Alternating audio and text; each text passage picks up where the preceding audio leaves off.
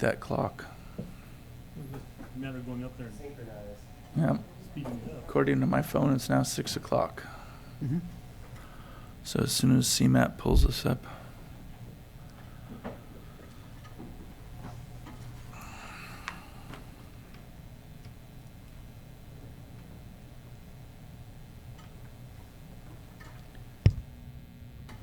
And then we'll work on the transmittal forms. Okay, good evening. It is now 6 o'clock, and I'm calling this meeting of the San Benito County Planning Commission to order. If you could please read the temporary procedures. The San Benito County Planning Commission welcomes your comments.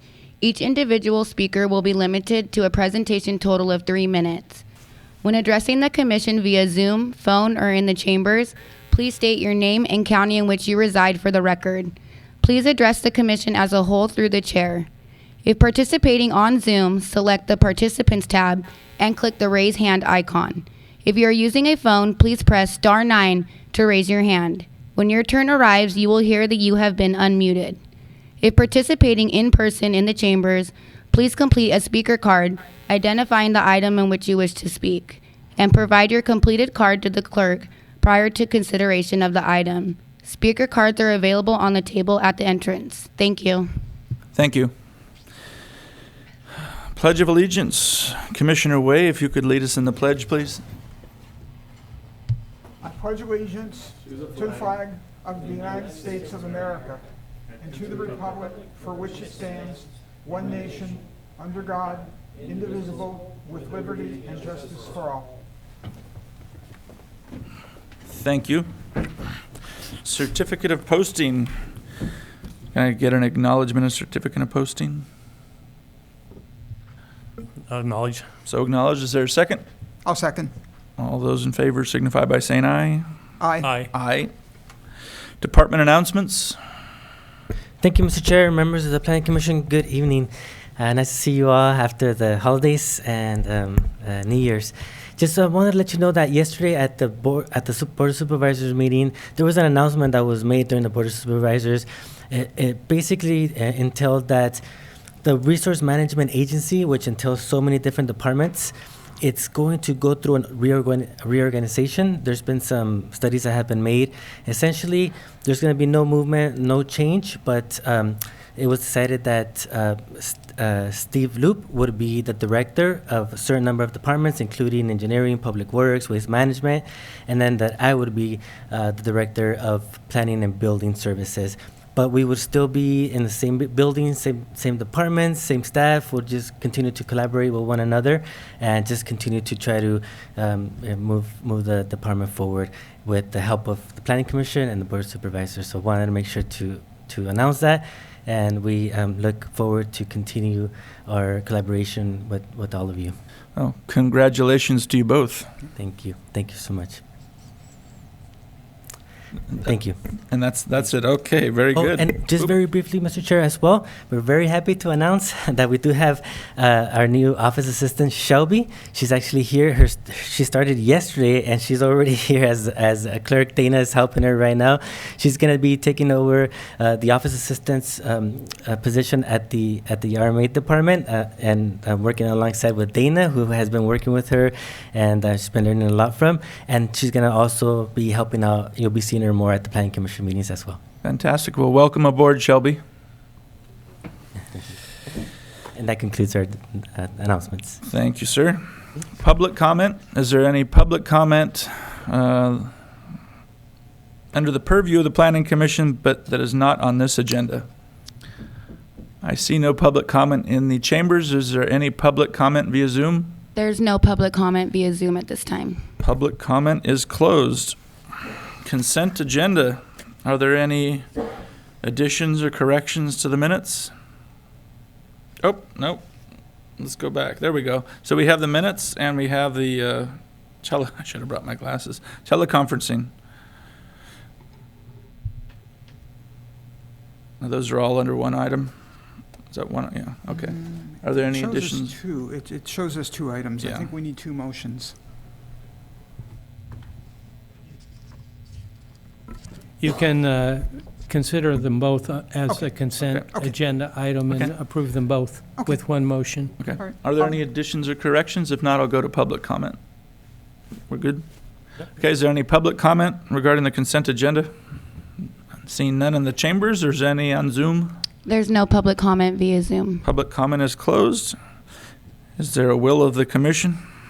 I'll move to adopt the consent agenda. Is there a second? I'll second. All those in favor signify by saying aye. Aye. Aye. Motion carries 3-0. I guess we could announce for the public that we are missing 2 planning commissioners. Thank you, Mr. Chair. Yes. If you could speak on that, Abraham. Absolutely. Thank you, Mr. Chair. So, District 1 Commissioner Robert Rodriguez, he, as we know, we have a supervisor, we have a supervisor, Mr. Dom Sanger, and we've been working to see if he, if we have somebody who would be commissioner for his district. At this time, we do not have one at this time, but we're working on that with him. Hopefully, we'll either have the application open or he'll have somebody to be nominated before the Board of Supervisors soon, so that way we can have the fourth planning commissioner. And then with Commissioner Mr. Devin Pack, he actually is now with the hospital board, and so therefore submitted his resignation to the County of San Benito for the Planning Commission. And so we know that his supervisor, Ms. B. Gonzalez, is actually actively working on trying to get somebody to fill the commission. So hopefully, sooner rather than later, we'll have 5 members of the commission. Okay, thank you Thank you, Mr. for the Chair. clarification.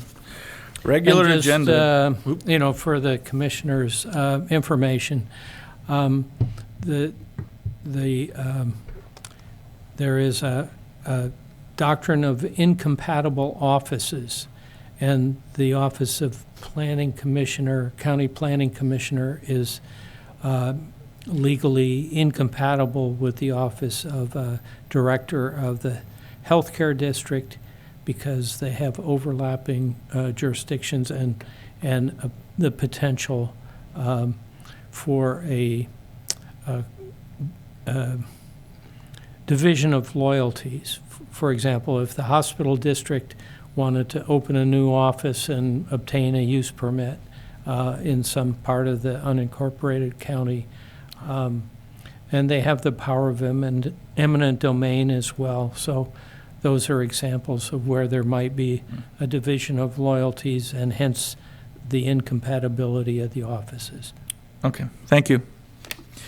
Going to the regular agenda, item number 1, nomination of chair and vice chair. Is there a nomination for the chair of the Planning Commission for 2023? Yes, I nominate Robert Gibson for chair for 2023. Is there a second? I'll second. All those in favor signify by saying aye. Aye. Aye. Aye. Motion carries 3-0.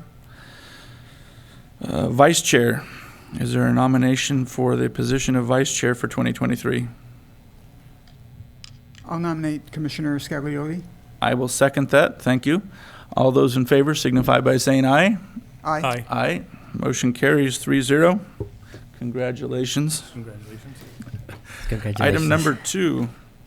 Oh, official nameplates. Oh, coming up in the world. Confirmation of Planning Commission meeting calendar for 2023. That's on page 48 on your packet, Mr. Chair. So if you would like to accept, please let us know. If you have any changes, let us know as well. Okay, it's pretty standard. Same day, same time. All is well. You got it. Is there a motion on the table? I motion we keep the meetings the same. Okay, we have a motion to approve. Is there a second? I'll second. We have a second. All those in favor signify by saying aye. Aye. Aye. Aye. Public Oh. comment. Oh, We'll back that up. Public comment. Thank you, Joel. Is there any public comment for this item? Any via Zoom? There's no public comment via Zoom at this time. Is there any public comment regarding the calendar of the Planning Commission? Seeing none, public comment is closed. If we can have another motion. I motion we keep the meetings the same. Okay, we have a motion. Is there a second? I'll second. Okay, all those in favor signify by saying aye. Aye. Aye. Aye. Motion carries 3-0. Item number 3, appointment of 2 planning commissioners to the Housing Advisory Committee. Do you have any interest in the Housing Advisory Committee, Commissioner Way? I would actually, yes. Okay. Then I will appoint you and myself. Do we need a motion for that? No, the chair has the authority to make those Okay. appointments. Then we need to take public comments. But, It's not an Best- action item, but, well, no, it's within the discretion of the chair. okay. Item number 4, appoint 2 planning commissioners to the San Benito County Conservation Plan Public Advisory Committee. A mouthful. A lot of letters. I was on it last year, and it's a multi-year program, so I will keep myself. And with an ag background, I would like to add Commissioner Scaliotti to that committee. Okay. And when we have 2 new members, I may or may not remove myself from the hack if there's any interest from the other members. Very well. Item number 5, Public Works accept presentation regarding road project status. We'll have Steve Loop come up, please.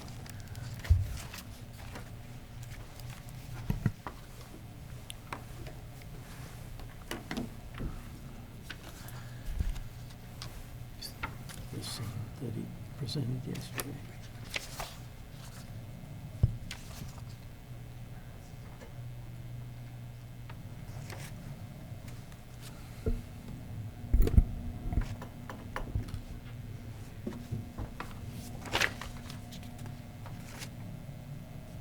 Are they still going out? Soft copy. All right, good evening, Mr. Chair and Commissioners. Thank you for allowing Public Works to provide an update of our projects as well as some updates to our recent storm events. And so the agenda for this evening will be a brief update to some recent storm activities, and then we'll discuss our road projects, bridges, and parks. And then we'll wrap things up by discussing some strategy moving forward with waterways and our maintenance of those waterways. So, for those here and those listening, if you go to the county's website, on top of our homepage for the county, you will see 2 links, and they will take you to a lot of very useful information about road closures and detours and where to find assistance with shelters and such. Obviously, some of these issues have passed, thankfully, but if you want to just type in one easy access to those links, and we'll also have this link for future storm events, it's just cosb.us/storminfo. And so that'll be the place to find a lot of emergency services and updates on various things going on throughout the county during storm events. So that was set up during the past few weeks by our public information officer.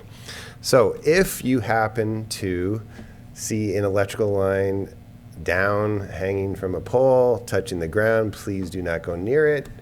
Per a recent request that I had, please call 911. They'll send the appropriate response team out there to assist you with that, but please try to avoid those situations at all costs. I'm going to, in a moment, have a slide that discusses some of our road closures and flooded signage that we've been placing throughout the county, and also discuss some river cleanups that, bless you, that occurred in 2022, because there has been some pretty significant efforts to clean up primarily San Benito River and a couple other locations. And so we thought it was worthwhile to provide you with that update as well. So regarding road closures, if you see the image shown, and the location here is New Idria Road. If you know where maybe the Pinoch Inn is, it's maybe 45 minutes southeast of there. It's in South County. This is one of our current roads that are closed, and there are no lights in this location. It's extremely rural, and so At night, you would have difficulty seeing much, except maybe if the creek was at that level, it'd be kind of shimmery and you'd see the edges of the road. But we have this road closed off with multiple signs and barricades, and folks in other locations have ignored those signs and barricades. But I'm going to show you what this exact location looks like today at this moment or during the day, and you can tell me if you think it's a good place to ignore our road closed signs. And we've tried to make it as difficult as possible with all kinds of barricades and blockades, but this is what it looks like in the daytime. So that would not be a good place to cross. So please, when we have road closed signs, obviously there's some instances where they're just there because we haven't had a chance to remove them, but a lot of times when we have a road closed sign, it actually has some significance. And so we'll be going out to tour this location on Monday with the state so that they can hopefully provide some funding to help us put in a temporary road. And then we actually already have in the works, I'll talk about it a little bit later, there's a bridge project. We've already been allocated about $2.5 million by the state. And so there's a permanent bridge being designed here because of a similar situation we had a few years back. So, but this is the condition today. So please be careful out there. Cleanup efforts, 2022. So there's a nonprofit group that we work with called Cheer. They have been working with Granite Rock and some county staff, sheriff, and some volunteer groups this year. And so we just want to let you know that just during 2022, that effort that was led by Granite Rock and the county with the help from Cheer, we actually extracted 110 tires out of the rivers and creeks, and the amount of trash that we extracted and took to landfill was equivalent to the weight of 15 vehicles. So when folks see, situations out in the creek for various reasons, people deposit their trash, just wanted to kind of give the community a heads up that we are making some efforts with local groups to clean up those areas. And so a positive note on the creeks recently. So road projects. I'll go through these kind of fast. First, I'll talk about projects that were just constructed in the past year and then ongoing construction. And then what I'll do after that is run through the list of projects that are actually programmed for funding during the next 5 years to be constructed. So just to give a little bit of context to that, in the 1940s, the county accepted a lot of roads from the state to be owned and maintained by the county. And it happened, and so we took ownership of a lot of roads. Since the 1940s and moving forward, we've been able to fix or reconstruct 1 to 2 miles of roads per year. The funding up until just maybe a decade ago allowed us that 1 to 2 miles of roads per year.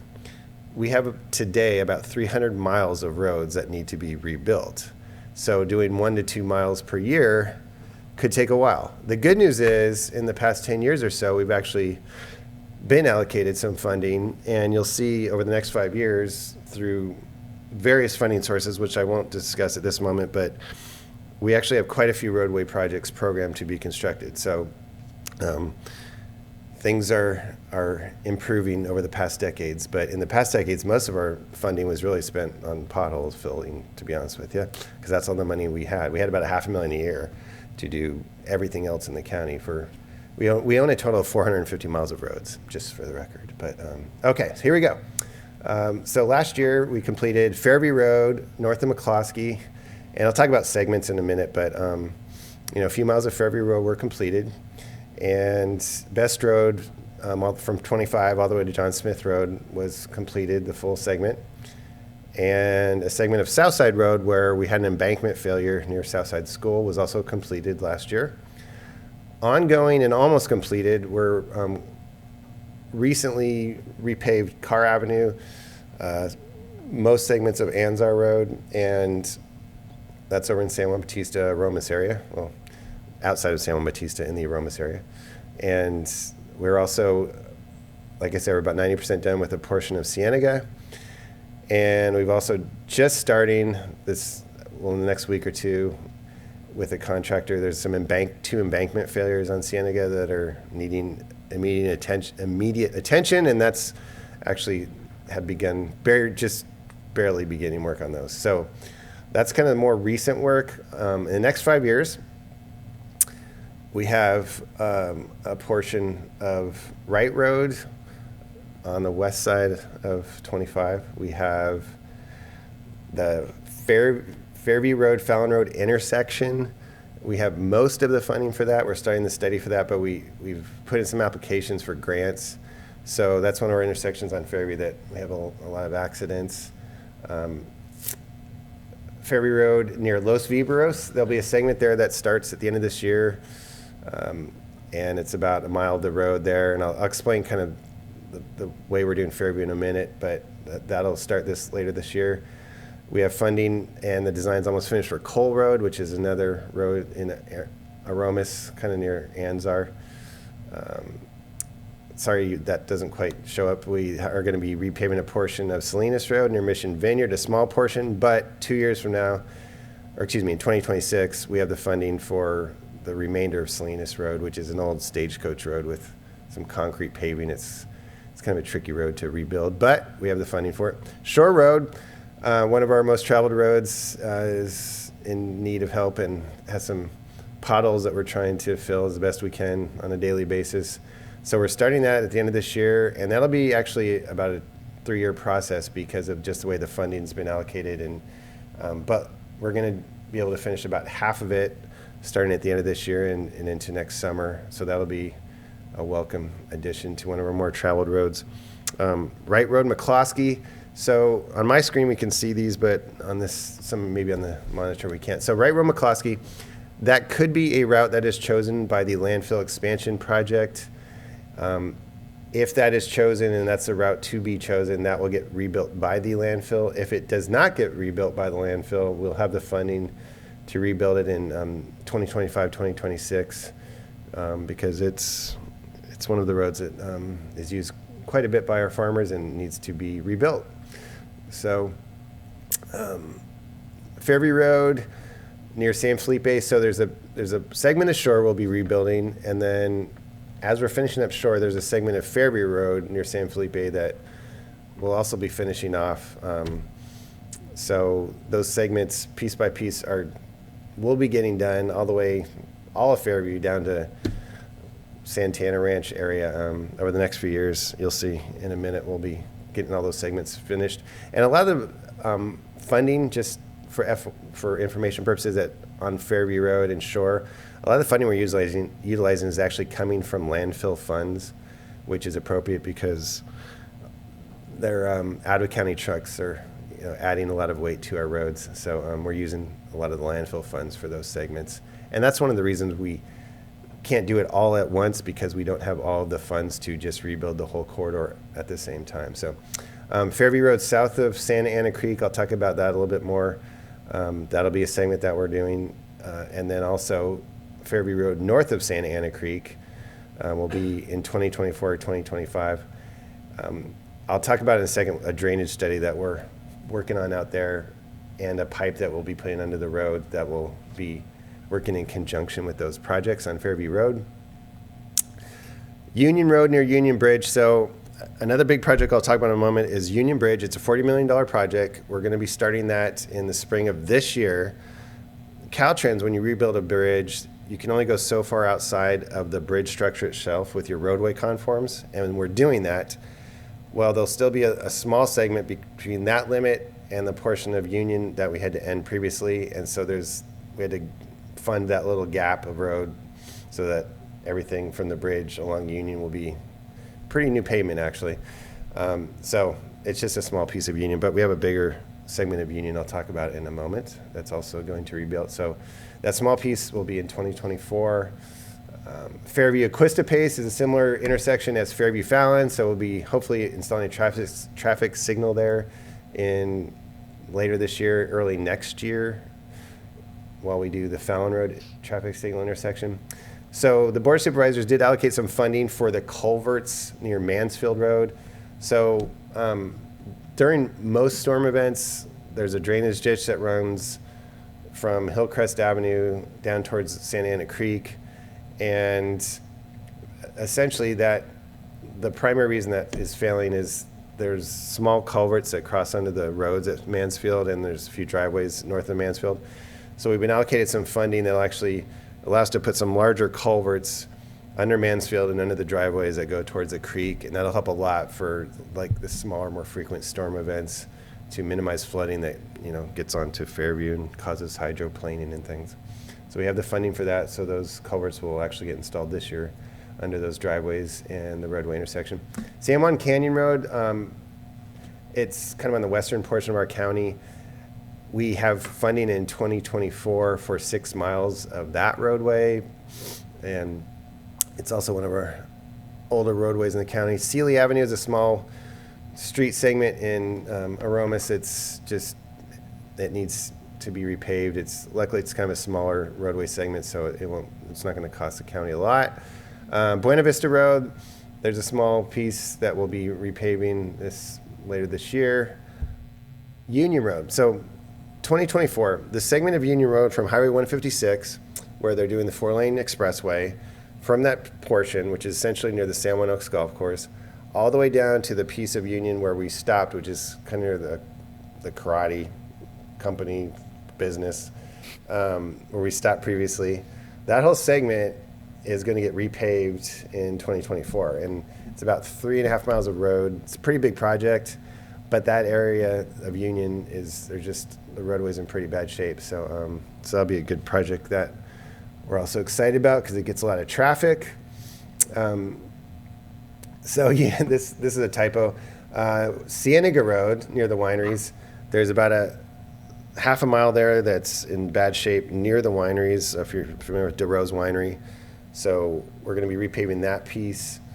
And in addition to the other areas we're doing on Cienega, most of the areas from the winery from Cienega all the way up to Union will be repaved by the end of next year. So Cienega is one of our worst roads. But if you drive out there today, about half of it's already reconstructed, and the other half will be reconstructed by the end of next year. So that'll be good because Cienega is in pretty bad shape as well. So we're actually repaving most of the streets around downtown Tres Pinos. There's F Street, 5th Street, 3rd Street, Quien So we have about $1.5 million to repave those streets over the next year. Let's see, Salinas Road. So 2026, is it? Yes, so in 2026. The remainder of Salinas Road, all the way from the Monterey County line down to essentially the Alameda or Mission Vineyard, close there, that area, that Stagecoach Road, that'll get repaved in a few years. We have the funding for that. So that's in San Juan Bautista. And let's see. Before you switch the slide, You bet. can we ask questions, please? Yeah, I'll pause, absolutely. Would you like me to finish this slide? Yes, please. Okay. I just have a couple more. So Fraser Lake Road, another one of our areas that has a lot of water damage and loading damage from trucks. And next year, we'll be able to repave Fraser Lake Road. There's going to be a lot going on in the next couple of years out there in a good way. And then Bixby Road is one of our smaller roads off 156. It's pretty much fallen apart. And so we were able to fund segment of Bixby off of 156, and I think that might be it. Yes. Okay. Well, I apologize. I'll do South County first, which will be quick. So, what we call South County, it's over half the county, but our county has about 60,000 residents. South County, there's maybe a few hundred residents total. So, the roads are not in great shape, but unfortunately, we're trying to allocate the funding that we've been given, and we are able to rebuild a few roads in South County. During the storms, our crews, even today, have mostly been spending most of the resources in South County to try to keep them operational. But again, there's not a lot of residents, not a lot of roadways. However, we were able to get approximately $3 million from the board last year, so we're going to be able to pave approximately 10 miles of Pinoch Road. If you're heading east from the Pinocha Inn and then south through Griswold Hills. So all that windy area, we're going to be able to repave that. But also there's a straight stretch of the road on Pinocha that we'll be able to repave. And then once we get through the windy part of Griswold Hills, on New Idria Road, which is where that large washout was that I showed you the photo of, we're going to grind up the road, compact it, and then if we have money left over, we're going to put a chip seal on it. There's some really large potholes, and we actually feel it's safer just to grind the chip seal out and compact it. Hopefully we have a little money left over and we can put one more layer on, and should last for a little while, maybe 5 to 10 years. As we get more funds, we're always trying to get more funds, but we know that there's other roads out there that need help. They're just getting more traffic. I mean, one thing to note, the roads that we took over, such as these roads in the 40s, they have maybe an inch of asphalt or a double chip seal, and they were getting traffic of, 2 or 3 vehicles a day, maybe 5 or 6 on the weekends. Now on the weekends, you're getting 50, 60, 70 vehicles from folks that are coming from 101 South up through here, weekend warriors, campers. And that's been happening for decades now. And so the roads, they just can't handle that loading, even though there's, not a lot of traffic. There's still 10 times more than there was, in those back 40 years ago, 50 years ago. And that's why the roads are just in the state they're in. So we'll try. We're trying for some grants for the folks that are going to Pinnacles to get some tourism grants to help the King City Road and Bitterwater Road. So we're trying, but so I think that, okay, well, I apologize. We also have funding near the high school. So the high school on San Benito Street is located in the upper left corner of the image. So right now there's a 3-way stop during any events, and during school time, it's just a parking lot out there with traffic. So one thing that'll help in this situation is a roundabout, and so we will be installing that probably the end of next year, 2024, 2025. We're also attempting to get funding to connect the sidewalk and the road down to the neighborhood on South Side, down below, where there's some homes, a lot of residences down there near Lad Lane. And so we're going to be applying for some Safe Routes to School grants to try to connect at least the sidewalk, although there's nothing there but a dirt shoulder for the kids going to high school. So we're trying to apply for some grants to extend that down to South Side School. So I shall pause there for questions. There are actually a few more roads. Well, I'll just mention these. These aren't graphically shown, but but they are part of the roadway system. So San Juan Bautista has money to install a new sewer force main from San Juan Bautista to the wastewater treatment plant. To do that, they're going to rip up one lane of San Justo Road and Prescott and a few other roads out there. So we would set aside $4 million to repave the other lane that would just be falling apart, while the new paved sewer, roadway lane is nice and new. So while they install their new lane, they're going to install the pipe, rebuild the one lane on top of the pipe, and then we have allocated funds to rebuild the other lane. So that'll help that area with a lot of our big ag businesses. And I think that my guess is it's 2024, 2025 when that'll occur. It's dependent on San Juan Bautista. Santa Ana Creek area, I mentioned a little bit earlier, we're currently doing a drainage study. We're kind of in phase 1 of the drainage study to see how much drainage is going where, because we've set aside some money to place a lot of that drainage in a large pipe and put it under Fairview to the creek. So that's what that project is. We have a guardrail project. We received $1 million from the state. We have 19 locations of guardrails that have just been blown apart. So over the next year, we'll be installing guardrails throughout the county. We set aside some money for striping, which we actually said we need more money, but there'll be about 5 or 6 roads that are used a lot around here: Fallon, McCloskey, Comstock, Santa Ana, a few others, where we're going to put some striping in that we think will last, and so that's a striping project.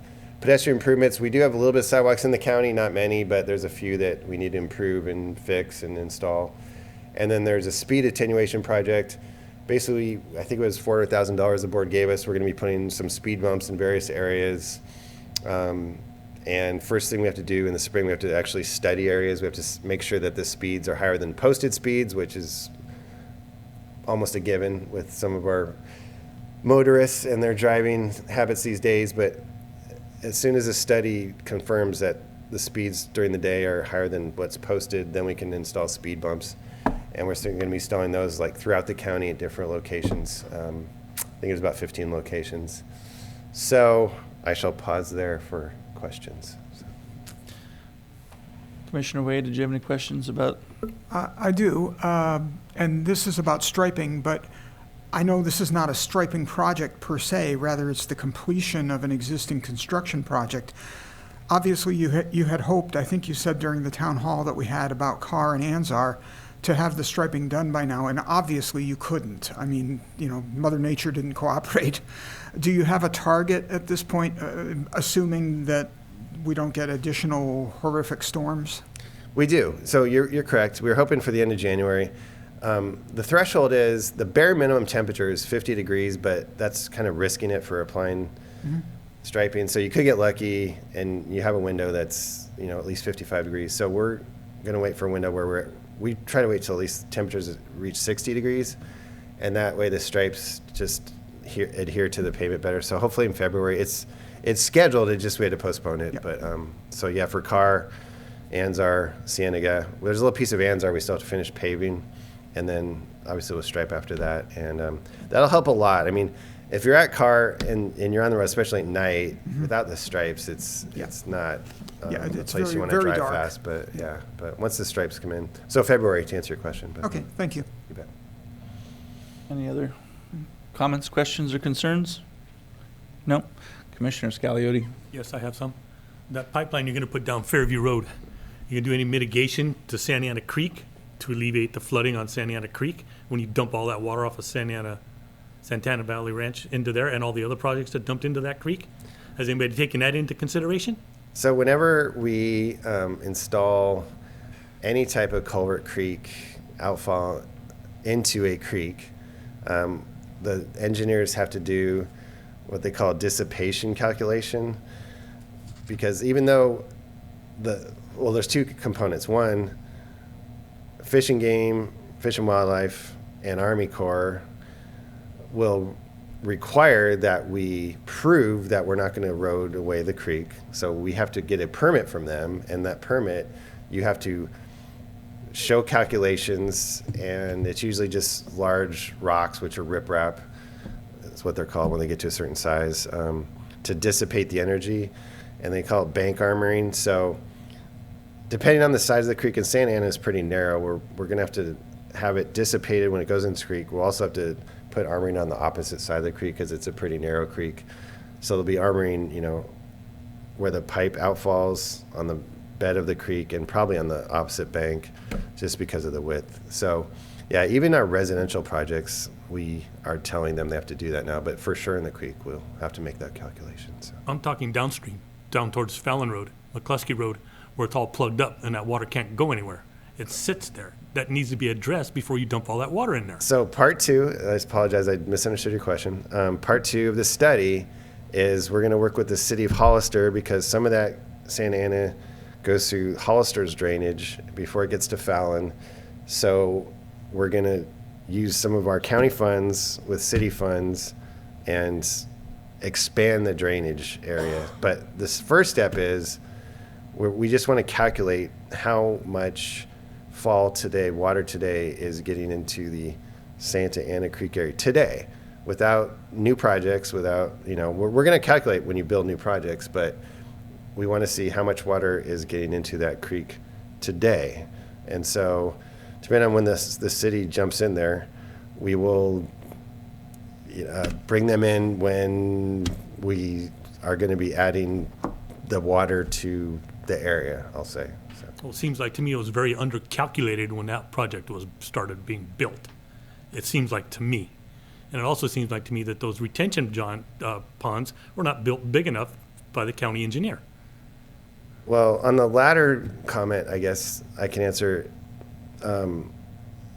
They rarely spill over the top, so that means they're sized large enough. As far as your general comment, that's okay. As far as the general comment, Santana Ranch is working with the water board and us to confirm that the basins are sized and functioning properly. And that's kind of an ongoing coordination, so. We'll take that offline soon. Fair enough. Yep, thank you. Did you have any other comments, Not at this questions? time. Okay. I had a question regarding the Union Bridge. Is that going to be 4-lane, or if we ever widen Union, are we going to have to go back and find funding to add a second bridge, or how would that function?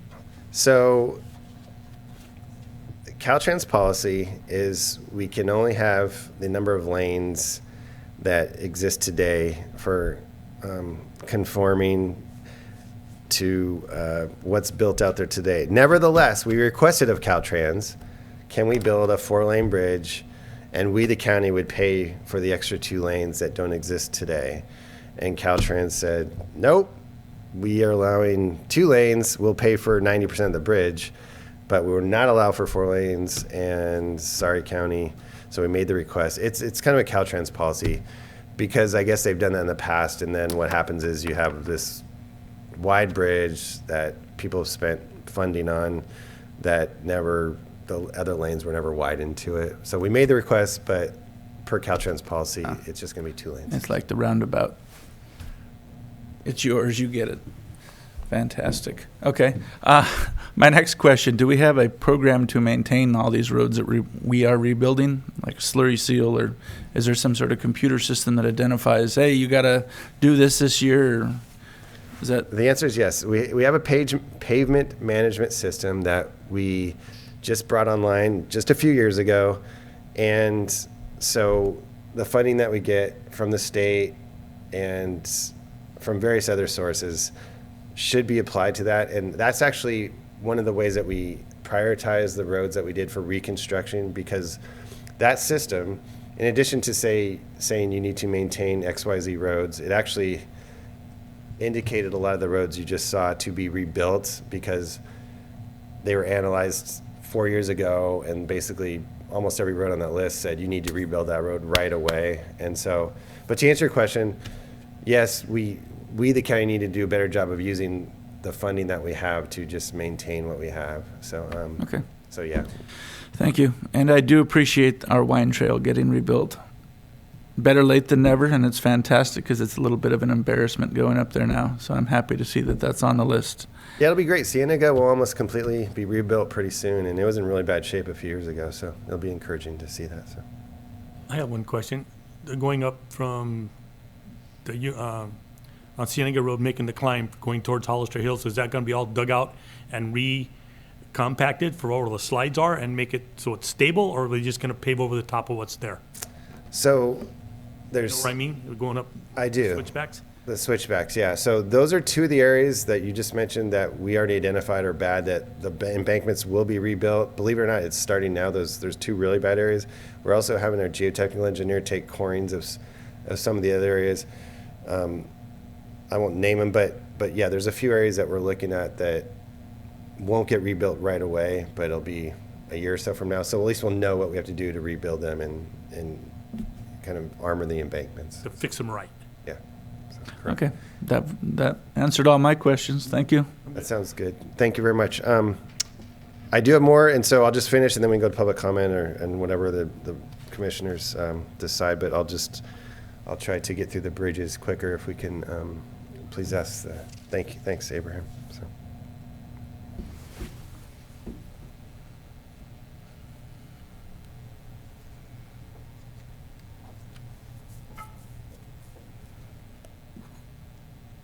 Fancy.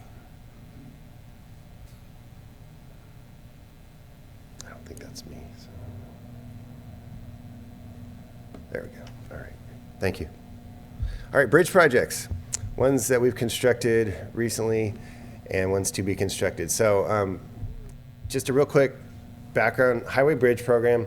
So the state and federal government looks at bridges throughout the United States. If a bridge is over 20 feet in length and it's on a certain type of roadway, Caltrans and the state and the federal government will say, okay, we will adopt it to the federal highway bridge program.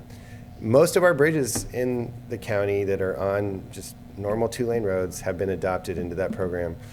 And so I'll discuss those first. And then there's a couple bridges that were not 20 feet. But we have the funding to rebuild them. So I'll go through those now. So recently completed, we were able to just about, I think it was about a year and a half ago, approximately a year and a half ago, we completed 2 guardrail projects on bridges at Shore Road and at San Felipe Road. Those are just the railings. And then a few months back, we actually completed an $11 million project at Hospital Road near Southside Road. And the nice thing about that was the federal government, for its own reasons, paid over 90% of that bridge construction cost. And the reason is it kind of provided an additional emergency outlet from the city. And so they thought for safety reasons, so they paid for most of that bridge. It's a very long, nice new bridge over on Hospital Road. So upcoming, as we mentioned, Union Road Bridge, it's our largest bridge. It's a $40 million project. It should start in just a couple of months. We'll be putting out to bid in February and probably realistically start in April or May is my guess. 2 additional bridges we're starting in the fall. One's over on Rosa Morada and the other one's on Lime Kiln, kind of on the southern portion near Cienega Road the southern portion of Cienega Road, essentially. There's a little road called Lime Kiln. And next spring, 2024, there's a bridge on Anzar Road, kind of near San Juan Highway, that we're going to be rebuilding. And then there's a Rocks Road Bridge that's a little bit kind of south of that area and near Highway 101. And then in 2025, this Pinoch Bridge is a real small bridge on Pinoch Road, but it's old and needs help.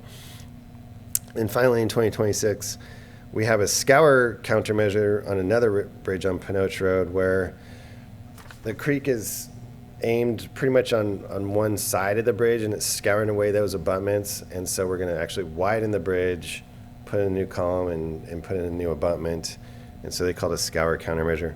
We suggested that we need to rebuild the bridge. Maybe that's what occurs, but the nice part is the Highway Bridge Program is going to pay 88% of the construction for whatever is decided to occur there. So, and that washout I showed you earlier, we're allocated emergency money, $2.5 million at New Idria to build a bridge or culverts there. It's going to end up being a bridge. I think we'll be able to start that in spring of 2025. We're going through some environmental issues, just a normal environmental analysis there. And, but again, that program, the federal state is paying for 75%. We're paying for 25% because it was one of those emergency replacements. We started designing, and as soon as we got the money, it just takes a while to design and go through environmental analysis. And so hopefully by 2025, we can start building a bridge where you saw that washout earlier. So 2 local bridges that were less than 20 feet that need to be replaced. One is over on Carr Avenue. It's essentially a wood bridge it's hanging in there, but we want to replace it hopefully in the next couple of years. And that's a local bridge that we think we need to replace, and we're going to use Measure G funding to do that. And after that's done, Carr Avenue will be almost a brand new road, and now we just have to figure out a way to have people drive slower. And maybe we're still working on a little bit of the drainage improvements there, kind of massaging some of the things we've done. So that bridge should be constructed fall 2024. In addition to Cienega, if you've been down to Hollister Hills, just a little bit north of Hollister Hills, that dirt park with all kinds of fun activities, there's a bridge there that's pretty old, still structurally okay, but it's going to need to be replaced pretty soon. So 2024, we're using local funds to replace that bridge as well. Steve, is that the one at the Hudner? Is that the bridge at the Hudner Ranch on the other side of Hollister Hills, which is also part of their park? I believe it. I think it is. It's after the switchbacks. There's a little road right there, Hudner Lane. Yeah, I think that's the bridge. Okay. Yeah, it's a horrible transition. Yeah, and we're going to try to change the road alignment a little bit, but there's that road connection right there. So, but yeah, that's the location. So, yep. Mm-hmm. Park projects. So I'll go through them real quick, and then we can do public comment and extra questions from the commissioners. So Sunnyside Park, over Sunnyside Estates, Southside Road, Hospital Road, in that subdivision, there's an area that's designated to be a park. So we're almost complete with the design. In later fall this year, we'll actually be able to start constructing some of it. So I'll show you a few images of where that is. And to locate yourself, this is just the bottom of the image would be where the Hospital Road bridge is and Hospital Road itself.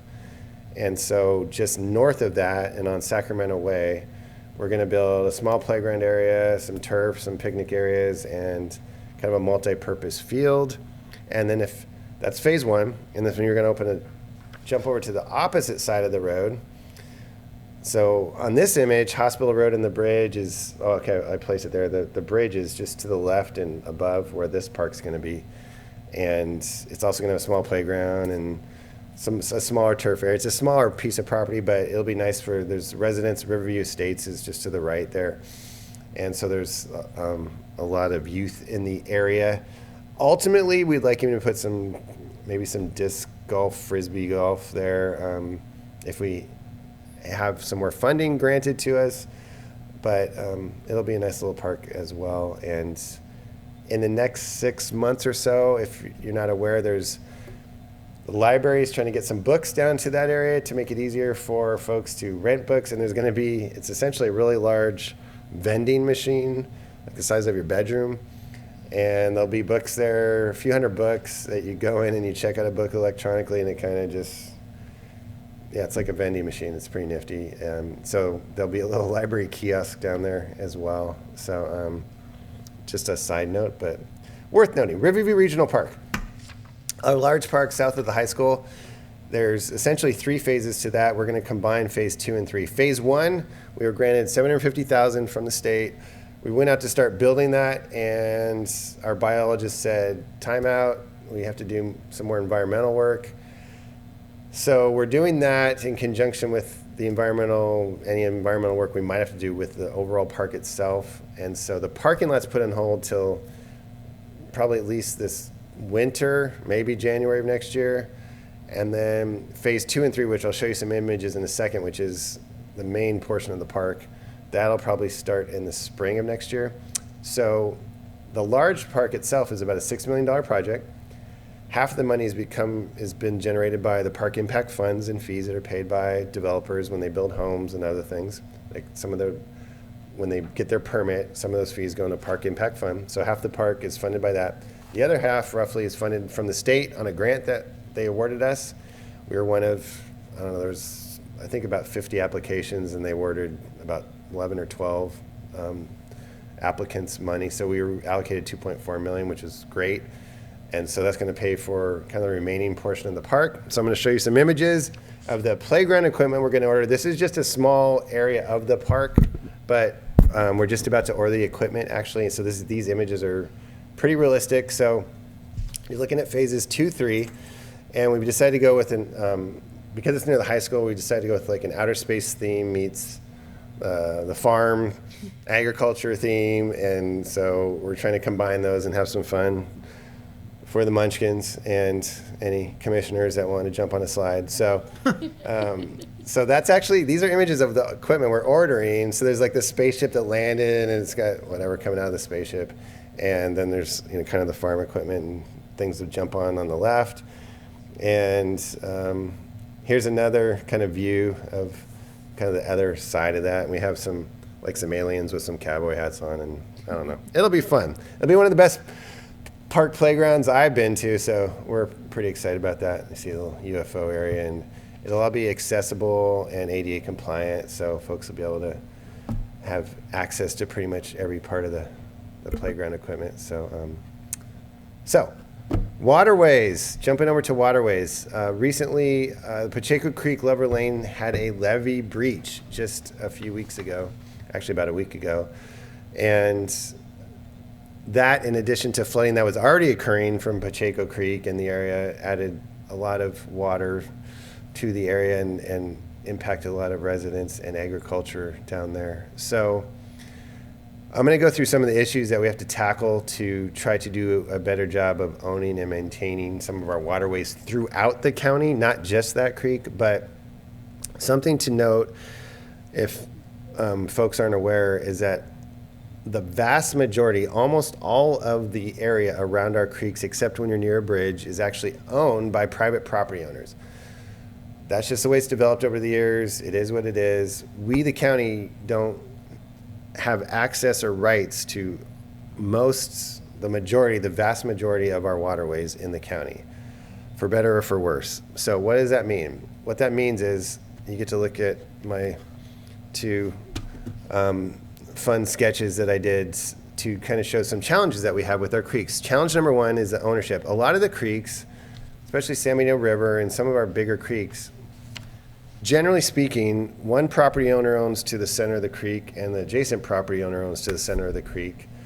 And we, the county, have no rights to be there unless we've asked for them and a property owner has granted those rights, which I think there's just one or two areas in the whole county where that's occurred. But most property owners, either they don't even know they own that area or they don't want us there for whatever reason at this moment. But hopefully, that mentality will change a little bit moving forward with all the flooding that we've had occurred. So that's challenge number one. Challenge number two is habitat. So what I've done, if you look at the dash lines at the bottom of the creek, 10, 15 years ago, 20 years ago, property owners, if they had the equipment, would actually maintain those creeks and clear them out maybe once a year. And so you had more capacity at the bottom of those creeks that today you don't have, because I'll explain why in a little bit in a moment, but sediment has built up into the creek and plants and even trees are starting to grow in those creeks. And for better or for worse, that is now called habitat by various environmental agencies in the state. So today, if those private property owners even want to get into the creek and do some kind of maintenance and things, they have to get a special permit that, depending on what's present in the creek, if it's just rock and dirt and not much else and weeds, there is a permitting process from Fish and Wildlife called the Lake Bed Stream Alteration Agreement, and that's what they call their permit to do things in creeks and waterways. And so if a private property owner or neighbors were to apply for a permit, there's a good chance that that agency, if there's nothing special there in habitat, would be granted that permit. If there are special species, and that could be plants or animals that are in the area, they might not be granted that permit at all. Now, in an emergency situation, for anyone that's listening, if there is, I'll even take one step back before I go there. Even during dry season, if you just have loose debris that's not growing out of the creek, as a property owner, you can remove that debris from the creek. You can't move the soil and you can't affect the plants and things, but if you have loose branches and things on your creek banks, even in a dry season, you can remove that out of there. During a storm event where you think debris and things in the creek might cause loss of life and or livestock or structures, during storm events, in those situations, life safety situations, you can also go into the creek and move things around and get things out of the way and do emergency things. And depending how much soil and plants you affect, you actually can apply for the permit afterwards. But I confirm with Fish and Wildlife that during storm events, big storm events, if those situations are present on your property, you're allowed to have those activities occur. So, where does that leave us? Well, I think, and there's a couple, sometimes Army Corps of Engineers has jurisdiction. Primarily it's Fish and Wildlife to get some of these permits. So private property owners, and I met with a few, they're more than welcome to figure out where the property lines are. Maybe the whole creek is actually on their property and not on their neighbor's property, and they can get a permit for their whole creek in their property. There are definitely property owners that have, the creek is 100% on their property, and they don't have to even, coordinate with their property owner or their neighbor. And so they could just apply for an stream bed alteration agreement. The county would help them do that. The first step they'd have to do is hire a local surveyor and survey where their property line is, because just because you have a fence, your fence might be accurate, but it might not. And so step one is, when you're applying for this permit, is hire a surveyor. It's not super expensive. Figure out where your property line is, and then you can apply for, maintaining all of the creek or half the creek. It gets tricky when your neighbor owns the other half of the creek, right? And I know of at least one property owner that, there's some coordination issues with neighbors on, what they can do in the creek and how things happen. And so, but that's an option for private property owners, and the county will help. It's just a 3-page form. It's not real complicated. We can help you fill it out. Again, we can't guarantee you'll be granted the permit, but we'll help you apply for that permit. Public maintained creeks. So I think a more realistic strategy that we're going to start pursuing with some upper folks at state level, politicians, and trying to coordinate with some of the, the permitting agencies like Fish and Wildlife, is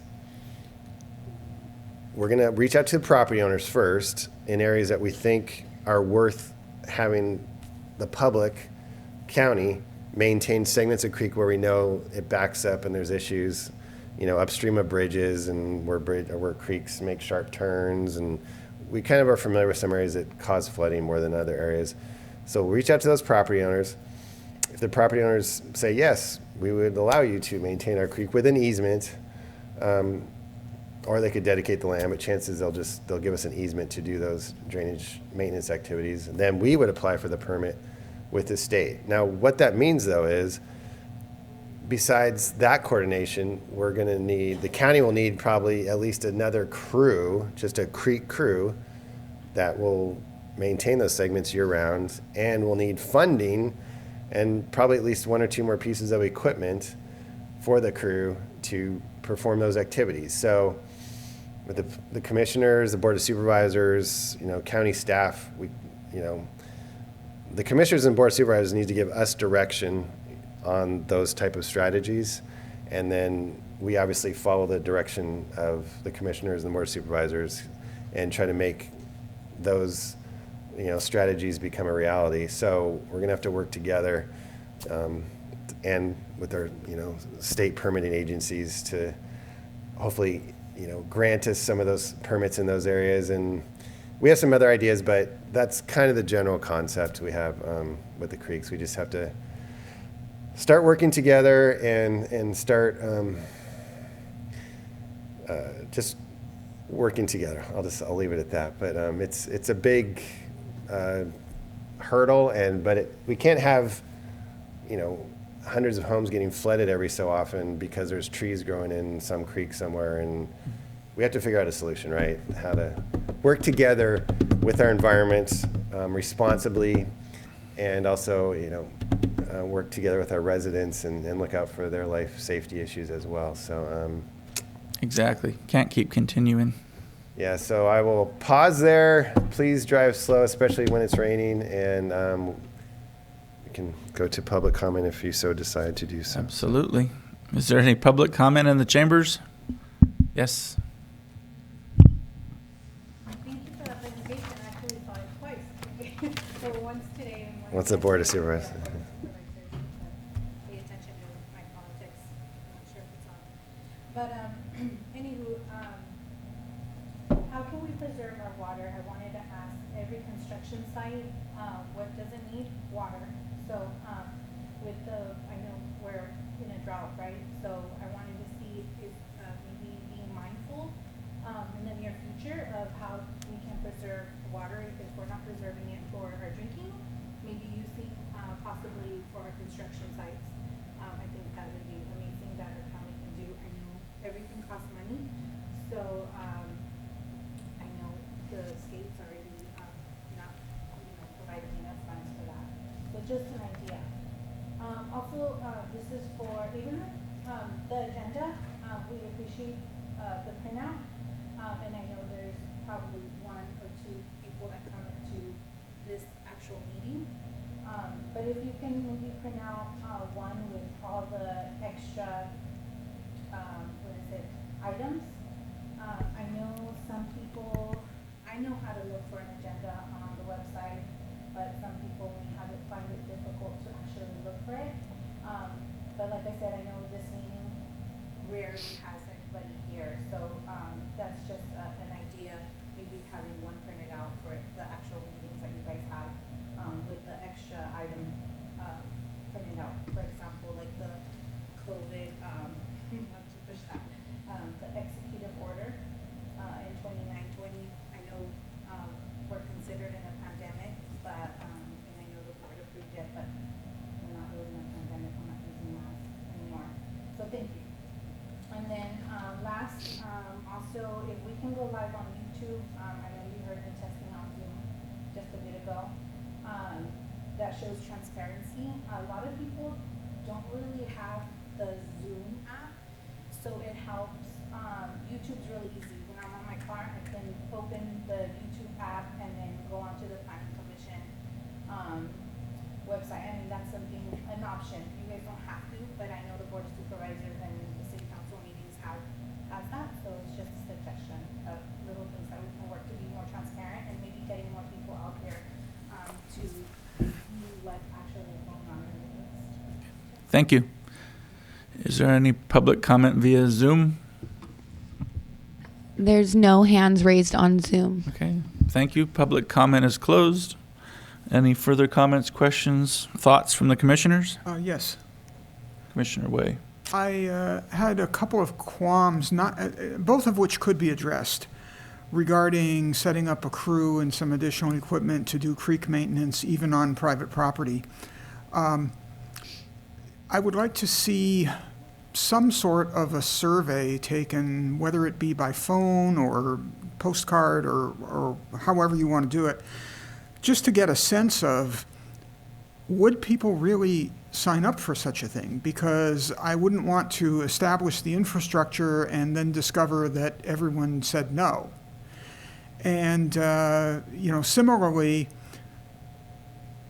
I'd like to know where the tipping point is, because if it's the case that if 90% of the people along the bank of the creek said, fine, come on and do maintenance, but one recalcitrant person said, no, you cannot access my property, and all the trees are backing up there, then have we done any good by maintaining the rest of the creek? So those are the two things that I think I would be concerned about. Okay. If you choose to respond, if not. Yes, great points, and you've put your finger on some of the challenges we're going to find moving forward. Some property owners will not want the county to access their property for any reason. So we're going to have to, as I mentioned, the first order of business, I guess it can go concurrently. Does our leadership, here and in the board want us to move forward with that program? So that's step one. And then concurrently, and right after that, maybe is the better, I don't know, maybe concurrently is what property owners will allow that, right? And reach out to those property owners and ask them. Now, just if we deem it an essential need, we can eminent domain their creek area, which that's a last resort, and we try not to do that in our county. But, for a life safety issue, if one property owner had, the downstream area that's always plugged and always causing flooding to their neighbors, we could go through the eminent domain process. That would be very, very last resort, but to answer your question. But those are great points that we're gonna have to kind of work together to see how far we can. It seems the consensus of both bodies, from what I've witnessed in the past week, is that there's definitely an interest in pursuing all options. Mm-hmm. Noted. Yep. So, Agreed. Commissioner Scagliotti. Have you approached the Farm Bureau to help organize some of this? Because they have a lot of this is farm ground that's being, get a hold of the Farm Bureau and let's get them on board with this and see what they have to say. Because I know they are very actively pursuing things also. So if we all got together as a complete community, Farm Bureau, County of San Benito, State of California, maybe we get something done. It's a great suggestion, and I'd like to see somebody reaching out to Farm Bureau.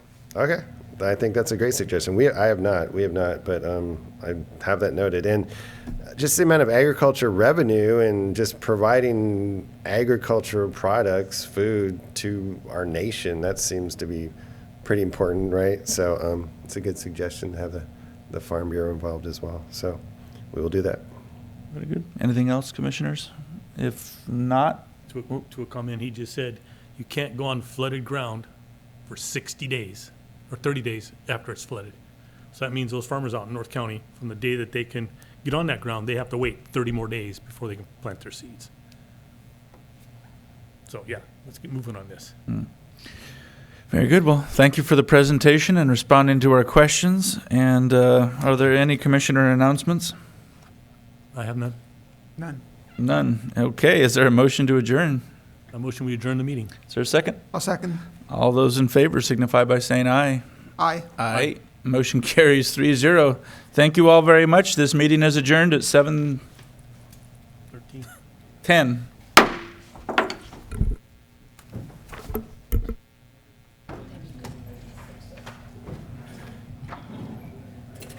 Thank you all for coming. It's been a pleasure as always. I never had that camera on before. I told her she didn't have to be on camera, and then all of a sudden we're both on camera.